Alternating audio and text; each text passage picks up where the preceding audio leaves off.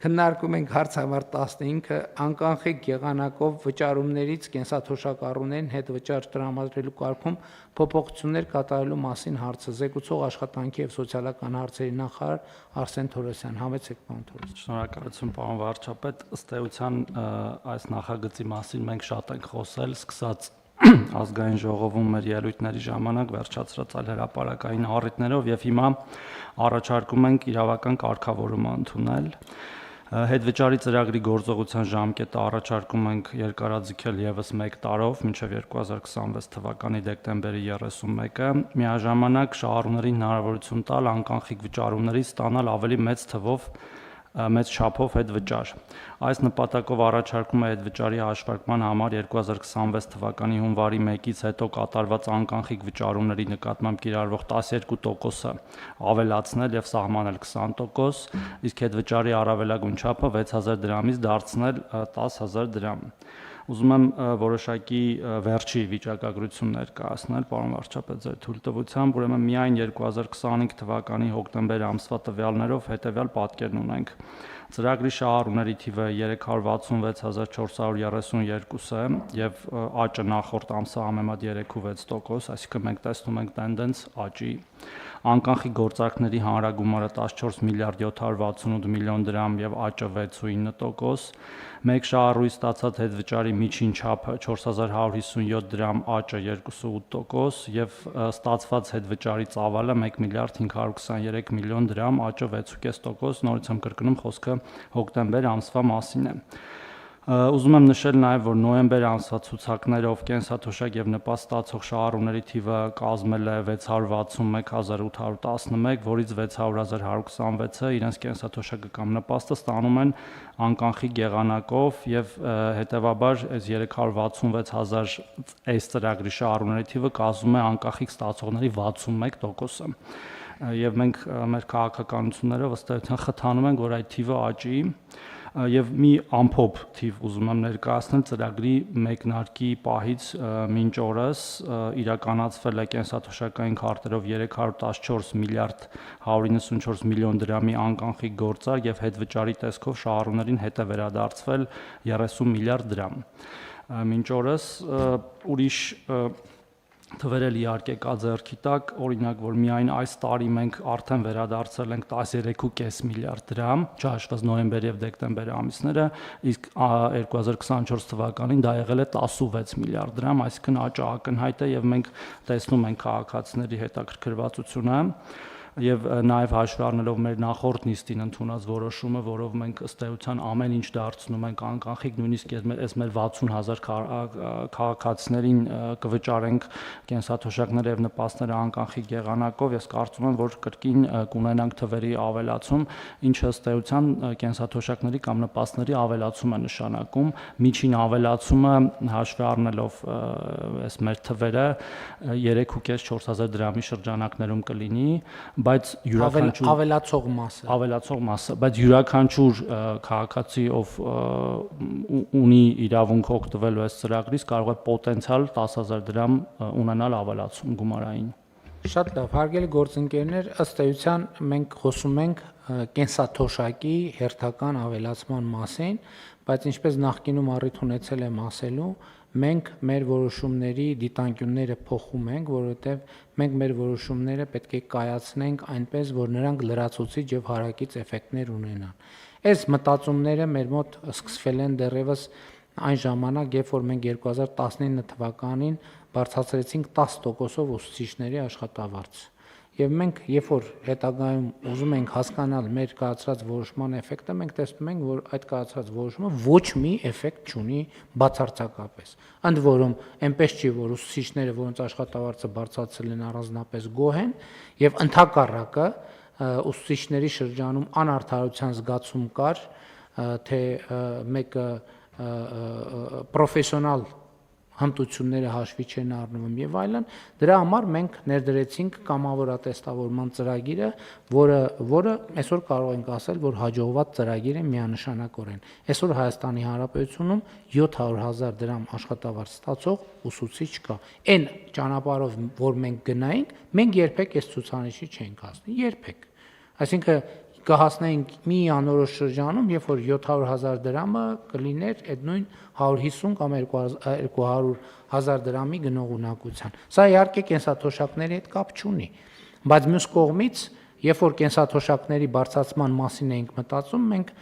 էլի հարակից էֆեկտների մասին մտածելու կարիք ունենք, որովհետև այդ թվում մենք պետք է մտածենք ոչ միայն թոշակների բարձրացման, այլև մեր տնտեսության աճի եւ ստվերի կրճատման մասին, որովհետեւ մեր թոշակառուների թիվը այս հələ նոր է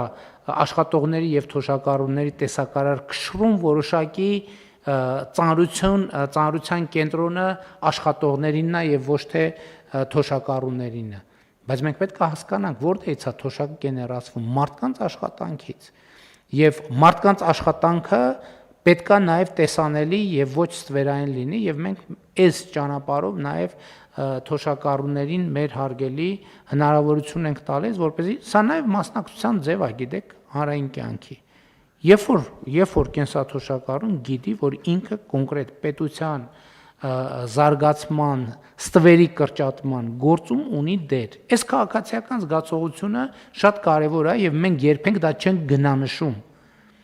Եվ նույն թոշակառուների հոգեբանական եւ կենսամակարդակի ապահովման առումով սա շատ կարեւոր է։ Ինչալոց պարոն Թովմասյան, ես անդադ վերջին աշխատանքային քննարկումներում հիշեցնում եմ, որ մենք պլան ունենք ձեր նշած հետադարձ հիպոթեկի ծրագիրը իրականացնելու, որը իմ կարծիքով նույնպես մեր թոշակառուների կենսամակարդակում եւ ապրելակերպի մեջ էական դրական փոփոխություններ է մտցնելու, բայց հաջորդն եմ ուզում ասել։ Լավ, ասում ենք թոշակառուն ինչի վրա է ծախսելու գումարը։ Ենթադրենք 12,000 կամ ինչ որ չափով ավելացրինք։ Ինչի վրա է թոշակառուն ամենաշատը ծախսում գումար։ Ակնհայտորեն առողջապահության։ Ակնհայտորեն առողջապահության։ Հետևաբար, բայց մի րոպե, եթե մենք մարդու թոշակը ամիսը 10,000 դրամով բարձրացնենք, ինքը իր առողջապահական խնդիրները կարողանալու է շատ թե քիչ պատշաճ ձևով լուծի։ Ոչ, չի կարողանալու։ Դրա համար մենք ասենք եկեք ոչ թե թոշակը ավելացնենք, մանավանդ հիմա շատ կա նայում են ինչ ենք խոստացել, ինչ չենք խոստացել, մենք չենք խոստացել, որ առողջապահության ապահովագրությունը խոստացել ենք, բայց չենք խոստացել, որ կենսաթոշակառուների համար դա անվճար է լինելու։ Դենց բան չենք խոստացել, որովհետև ասում են, այս խոստացել եք, չենք արել։ Բա որ տասնյակ ուրիշ բաներ չենք խոստացել, բայց արել ենք, դա հաշվարկով պետք է անի։ Բայց մենք իրականում ուզում եմ ցույց տամ, մենք մտածել ենք լավ թոշակառուի թոշակը լավ 10,000, 15,000 դրամով ուղակի ավելացնենք։ Ինքը իր առողջապահության խնդիրը կարողանալու է լուծել։ Ոչ, բա ինչ անենք։ Բա ինչ անենք, մեր խնդիրն է, որ 10,000 դրամ գրենք, ասենք ստեսություն մենք խնդիրը լուծեցինք։ Մենք դրա համար առողջապահության ապահովագրության համակարգը ներդրեցինք, ճիշտ է հիմա 65-ից պլյուս թոշակառուներին, մենք իրանց ավելացրած թոշակը առանց իրանց հարցնելու դնում ենք այդտեղ, բայց իրանք այդտեղ ստանալու են մի քանի անգամ ավել արժեցող ծառայություններ, որոնց կարիքը իրանք իհարկե կունենան, Աստված տա չունենան։ Բայց գործնականում դա չի լինում, որովհետև վիճակագրությունը ցույց է տալիս, որ մարդիկ իրանց կենսաթոշակառուների առաջնային կարիքը առողջապահական ծախսերը հոգալն է, սկսած դեղ եւ այլն եւ այլն։ Ես էլի ուզում եմ ճշգրտել, որ մենք ոչ բոլոր դեղերի ոչ ամբողջական ծախսերն ենք փակելու, բայց մենք այս ճանապարհով թոշակառուներին վերադարձնում ենք այնքան գումար, որը էականորեն ավելի է այն 10-11,000 դրամից, որ մենք իրանց պոտենցիալ ավելացող թոշակից վերցնում ենք եւ դնում ենք իրենց առողջապահության համակարգի մեջ։ Այսինքն մենք իրանց համար ենթակառուցվածք ենք ստեղծում բոլորովին նոր ծառայությունների ենթակառուցվածք, որը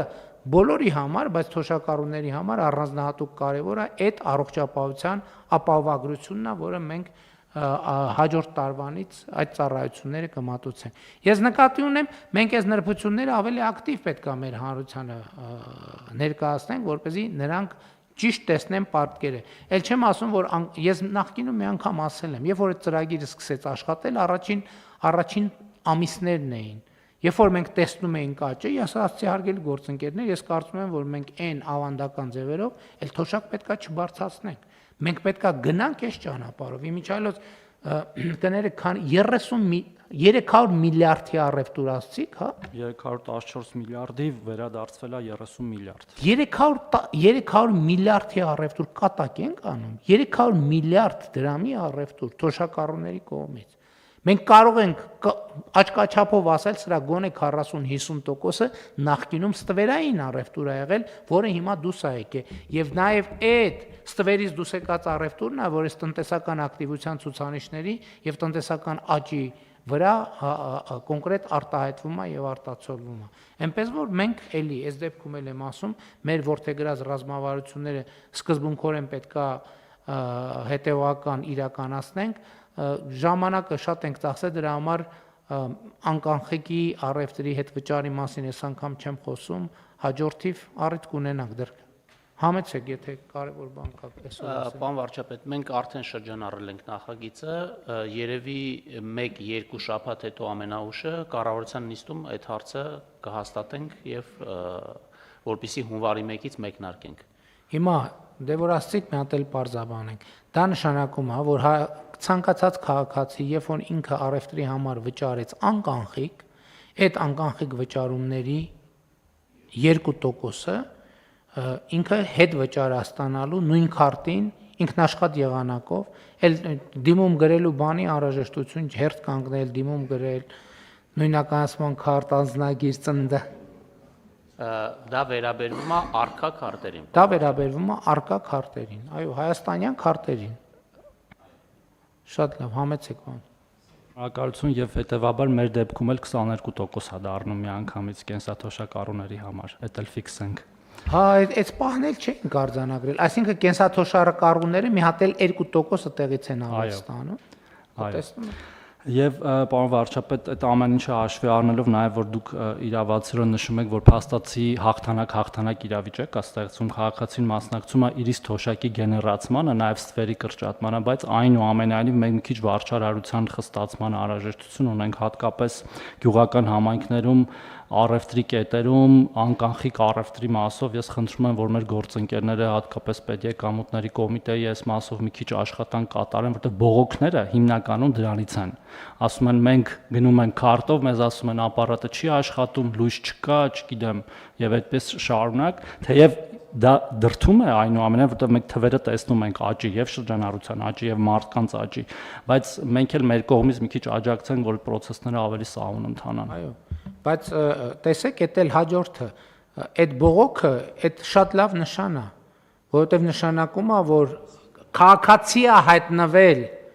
որը շահագրգիռ է որպեսզի կայացված որոշումները ի կատարածվեն որը օրենքը գործի հասկանում եք այս շատ կարևոր նրբություն է հիմա մեր կարգավորումներով օրենքով եւ այլն առևտրի ոչ ստվերային լինելը այդ օրենքի պարտադիր պահանջ է բայց այդ շատ դեպքերում հնարավոր չի լինում որովհետեւ կաբինետներից հնարավոր չի վերահսկել եւ երբ որ չկա շահագրգիռ քաղաքացին որ այն կողմից ասի մի րոպե ինչ ես անում հենց սա այն դեպքն է որ քաղաքացին ելի եմ ասում պետք է հասկանա որ ստվերային առևտրի ամեն գործարք իրենից կոնկրետ գումարա տանում չեմ ուզում ասել գողանում որ բան կոպիտ չհնչի բայց ելի եմ ասում մենք մտանք խանութ այս ժամացույցը գնեցինք մենք այս ժամացույցի հարկը վճարում ենք չենք կարա չվճարենք ավելացված արժեքի հարկը իրան մեջ է այսինքն մենք փողը տալիս ենք բանը ձեռք բերելու համար ժամացույցը ձեռք բերելու համար եթե գործարքը սահմանված կարգով չի կնքվում 20% ավելացված արժեքի հարկը չի մտնում բյուջե եւ այս նույն ժամացույցը վճարած քաղաքացու ճանապարհը ասֆալտ չի լինում երեխան դպրոցում սահմանափակ հնարավորություն ունենում եւ այլն եւ այդպես շարունակ ամենատարբեր բաներ պիտի նշենք եւ մենք սրա մասին պետք է ասենք մարդկանց որ իրանք հասկանան որ այդ գործարքը իրենց թվում է թե կառավարությունից են կառավարությունն է պակաս ստանում ոչ դուք եք պակաս ստանում սիրելի քաղաքացիներ ամեն անգամ առանց ՀԴՄ-ի անկանխիկ առևտրի սահմանափակ ստվերային ամեն գործարք դուք ինչ 1000 դրամ 1000 դրամ եք տվե մինիմում 200 դրամ կորցնում եք այդ գործարքից, եթե գործարքը ստվերային չի։ Շատ լավ։ Հարցը դրվում է քվեարկության, ովքեր են դեմ որոշման ընդունմանը, Դեմ չկա, որոշումն ընդունված է։